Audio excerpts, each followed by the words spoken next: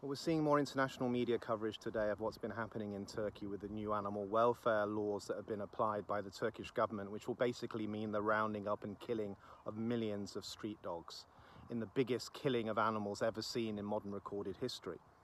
Now, there's a lot of talk in Turkey at the moment about the opposition and what they might do in terms of taking this to the Supreme Court. The government are pushing back. Erdogan is saying this is absolutely necessary for public safety. But there are more concerns than ever that actually a lot of the threats to public safety that have been exposed in the media and have been used to get this law through Parliament are open to question. How many people have been hurt by dogs? How much danger do they pose to the vast majority of people in Turkey? How big a risk is rabies spread? Now, we can't say there isn't risk, there is, but there's action that should be taken to reduce that. The one thing we do know is that the law as it stands at the moment cannot be enforced.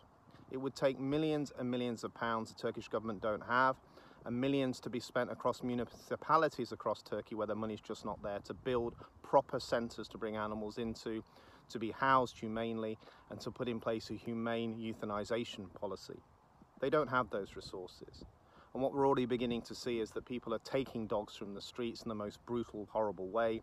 They'll end up in kill shelters where they won't even be killed humanely. They'll be left to die in the most disgusting, horrible conditions. Or we'll just see dogs being killed by being clubbed to death, by being poisoned and shot and just dumped, as we saw a few years ago, on public waste dumps or in forests and woodlands away from public gaze. But we're also seeing a big movement of people that are not going to put up with this. People are out on the streets protecting the dogs in their local communities. They will continue to feed them. They'll be filming any action taken by local authorities to brutally round them up. The images will be shared across the world. We're beginning to see some of the bigger animal charities like the Humane Society International now actually go public with concerns to the Turkish government. But we need to see more action by the international wildlife and animal welfare movement.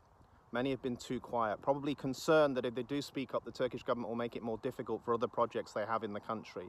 While a line has been drawn in the sand here, anyone who cares about animal welfare must speak up against this terrible legislation and the brutality and the cruelty that it will bring with it. And of course, we need to look at what's going to happen with the Turkish tourism industry. There'll be more campaigning now, there'll be more work done to expose the brutality and cruelty and to tell people not to go on holiday in Turkey. And that will have a significant impact on the economy. And anyone who cares about the future of the Turkish economy needs to speak up and say this should not be happening. Turkey needs to have a good reputation in the world. It needs to be a welcoming country. It needs to be a country that people associate with kindness and compassion towards animals. Now, the vast majority of Turks are that way in their thinking and their actions. It's this brutal government that are trying to use animals as a political wedge to divide society and to expose fractures where they can then gain political advantage, not least in areas where they've lost power to opposition parties. So we must expose this for what it is. It's just demonization of animals for political purposes. We must push back by saying there are better ways to deal with street dogs, and that's to neuter and spay them and chip them and stop them reproducing and to care for them and not to brutally kill them.